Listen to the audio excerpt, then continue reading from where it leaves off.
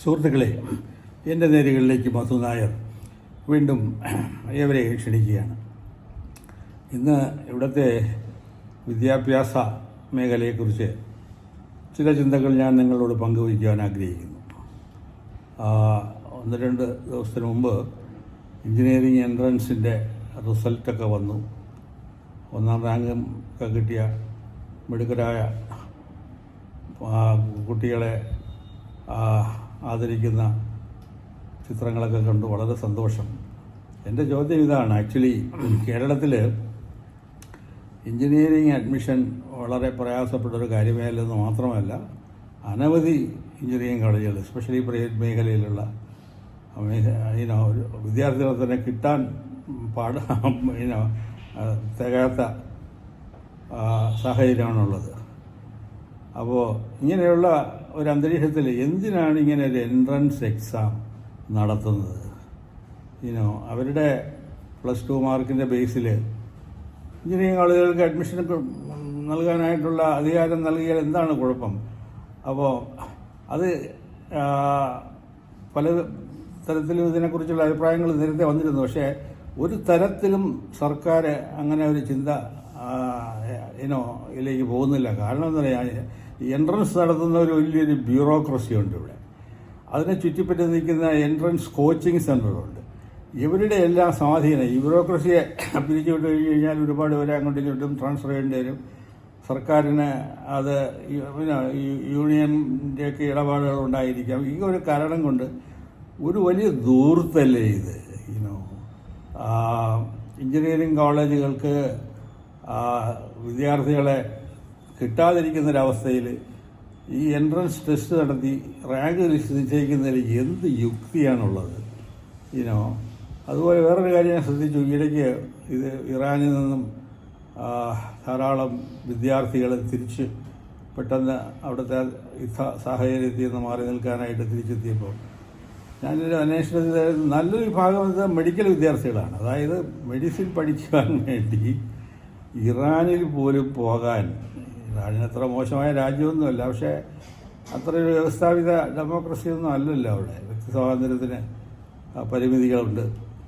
അതുപോലെ ഈ ചെറിയ ചെറിയ ഉസ്ബെക്കിസ്ഥാൻ തൊട്ടുള്ള ഒരുപാട് നാടുകളിലേക്ക് മെഡിസിൻ പഠിക്കാനുള്ള ഈ പ്രവാഹം, ഇതിന് ഒരു അറുതി വരുത്തുവാനായിട്ട് നമ്മുടെ സർക്കാരിന് സാധിക്കില്ലേ?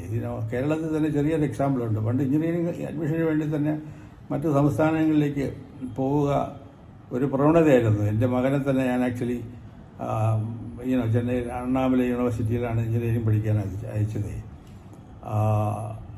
അപ്പോൾ AK ആൻ്റണിയുടെ സർക്കാരാണെന്ന് തോന്നുന്നു വളരെ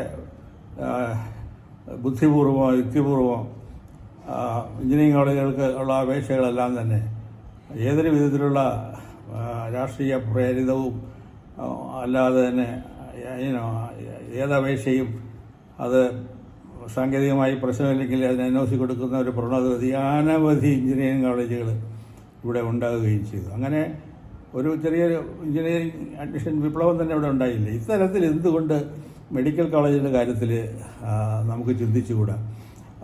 എനിക്ക് ഏറ്റവും ഖേദപൂർവ്വം പറയാനുള്ള ട്രിവാൻഡ്രത്തെ ഏറ്റവും വലിയൊരു ആശുപത്രി മെഡിക്കൽ കോളേജ് കഴിഞ്ഞാൽ ജനറൽ ഹോസ്പിറ്റലാണ്.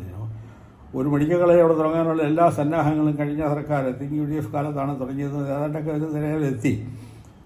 പക്ഷേ അത് പുതിയ സർക്കാരിന് എന്തുകൊണ്ടോ അതിലുള്ള മാനേജ്മെൻറ്റ് പ്രശ്നം അത് എന്താ പറയുക ചവിട്ടി താഴ്ത്തിരിക്കുകയാണ്.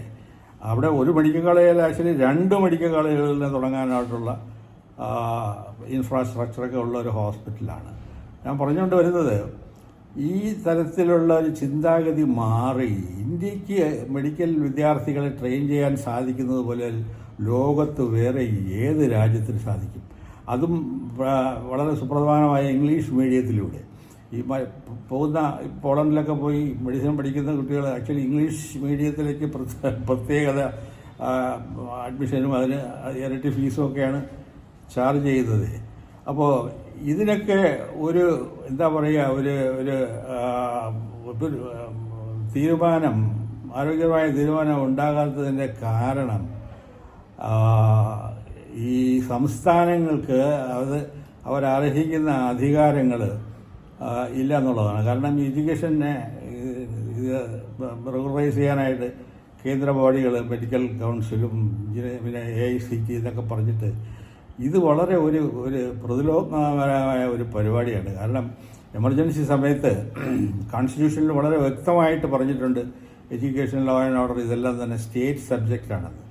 എമർജൻസി സമയത്ത് മിസ്സിസ് ഗാന്ധി ഇതിനെടുത്ത് അമെൻഡ് ചെയ്ത് കോൺകറന്റ് ലിസ്റ്റിലേക്ക് ആക്കി. അങ്ങനെയാണ് ഈ പറയുന്ന പ്രതിലോമമായ ഒരുപാട് കാര്യങ്ങൾ ഇവിടെ വന്നത്. ഇപ്പോൾ നാഷണൽ എഡ്യൂക്കേഷൻ പോളിസി ഇത്രയും ഡൈവേഴ്സായ ഒരു ഇന്ത്യയിൽ ആക്ച്വലി അങ്ങനെ ഒരു സെൻട്രലൈസ്ഡ് കരിക്കുലം ഒന്നും അത്ര എളുപ്പം സാധ്യമല്ല. അതിനെതിരായിട്ട് ഇപ്പം സർക്കാർ പ്രതികരിച്ചതും വേണ്ടി വന്നാൽ സെൻട്രൽ ഫണ്ട് തന്നെ വേണ്ടാന്ന് വയ്ക്കുകയും ഇപ്പം നമ്മുടേതായ രീതിയിൽ ഇവിടുത്തെ സ്കൂൾ വിദ്യാഭ്യാസം എത്രയോ കാലമായിട്ട്, എസ്പെഷ്യലി പ്രൈമറി സ്കൂൾ ഒട്ടും തന്നെ മോശമല്ല. ആകെ ഉള്ളത് ഈ സർവകലാശാല തലത്തിലുള്ള ചില പരിമിതികൾ. അതിനൊക്കെ ഇപ്പോൾ കുറേയൊക്കെ സൊല്യൂഷൻസ് വന്നു തുടങ്ങിയിരിക്കുന്നു. ഡീംഡ് യൂണിവേഴ്സിറ്റീസിനെ അനുവദിക്കാമെന്നുള്ള നിലയൊക്കെ വന്നു ചെയ്തിരിക്കുന്നു. അപ്പോൾ ഇവിടെയും കിടക്കുന്ന പ്രശ്നമെന്ന് പറഞ്ഞു കഴിഞ്ഞാൽ ഈ ഫെഡറൽ സിസ്റ്റത്തിലെ സംസ്ഥാനങ്ങളുടെ അധികാരം കവർന്ന് കേന്ദ്ര ഗവൺമെൻറ് ഇത് എവിടെ കൊണ്ട് എത്തിക്കുമെന്നുള്ളതാണ്. ഇപ്പം ഏറ്റവും വിസിബിളായിട്ടുള്ളൊരിത് അവരുടെ കേന്ദ്രത്തിലെ ഭരണ കക്ഷിയുടെ എതിരായിട്ട് ഭരിച്ചുകൊണ്ടിരിക്കുന്ന സംസ്ഥാനങ്ങളിൽ തീരെ ഒട്ടും വകയ്ക്ക് കൊള്ളാത്ത നമൂനകളെ ഗവർണറാക്കി വിടുക. അവരവിടെ ചെന്നുള്ള പ്രശ്നങ്ങളിൽ ഇപ്പോൾ കേരളത്തിൻ്റെ കാര്യം തന്നെ എടുക്കുക. എന്താണ് ഒരു സീരിയസ് ഇഷ്യൂ ആലോചിച്ച് നോക്കുക. ഒരു ദേവിയുടെ പടവുമായിട്ട് എന്തൊക്കെയാണ് ഈ നടക്കുന്നത്. അപ്പോൾ എൻ്റെ ആശയം എന്ന് പറഞ്ഞു കഴിഞ്ഞാൽ ആക്ച്വലി ഇതിനൊരു അറുതി വരണമെന്നുണ്ടെങ്കിൽ സംസ്ഥാനങ്ങൾ അവരുടെ പരിമിതിയിലുള്ള അധികാരം കാര്യമായിട്ട് ഉപയോഗിക്കണം. അത് UP സർക്കാരിൽ അവിടുത്തെ മുഖ്യമന്ത്രി അത് പല തുറകളിലും വ്യക്തമായി കാണിച്ചിട്ടുണ്ട്. ഇവിടെ അങ്ങനെ ഒരു പ്രവണത ഇപ്പോഴും നമ്മൾ കേന്ദ്രത്തിൻ്റെ ഒരു പരിധി വരെ പേടിക്കുകയാണ്. ഇതിൻ്റെ ആവശ്യമില്ല. അതോടൊപ്പം തന്നെ ഈ പറയുന്ന രീതിയിലുള്ള അനാവശ്യ എൻട്രൻസ് പരീക്ഷകളൊക്കെ നിർത്തി പ്രായോഗികമായിട്ട് വിദേശ വിദ്യാർത്ഥികളടക്കം വരുന്ന ഒരു സംവിധാനം പ്രാക്ടിക്കലി ഞാനിപ്പോൾ കേൾക്കുന്നു. കേരള യൂണിവേഴ്സിറ്റിയിൽ 1000 എന്ന് പറഞ്ഞാൽ 3000-4000 ആപ്ലിക്കേഷൻ എഴുതുന്നുണ്ട്. അതിൽ എത്ര പേർക്ക് വിദേശ വിദ്യാർത്ഥികൾക്ക് അവരാഗ്രഹിക്കുന്ന രീതിയിൽ അഡ്മിഷൻ കൊടുത്ത് അവരെ ഇവിടെ വരുത്താൻ സാധിക്കും. വന്നാൽ തന്നെ അവരുടെ ബാക്കി കാര്യങ്ങളൊക്കെ നോക്കാനുള്ള സംവിധാനങ്ങൾ. അപ്പോൾ ആ രീതിയിൽ ഇവിടുത്തെ ടൂറിസം പ്രൊമോഷൻ ചെയ്തതുപോലെ ഒരു വൻ മുന്നേറ്റം ഉണ്ടാകാനായിട്ട് അധികാരികൾ, എസ്പെഷ്യലി ഭരണ സർക്കാർ ശ്രമിക്കട്ടെ എന്ന് ആഗ്രഹിച്ചുകൊണ്ട് ഈ ആഴ്ചത്തെ എൻ്റെ ജൽപ്പനങ്ങൾ നിർത്തുന്നു. നന്ദി, നമസ്കാരം, ജയ് ഹിന്ദ്.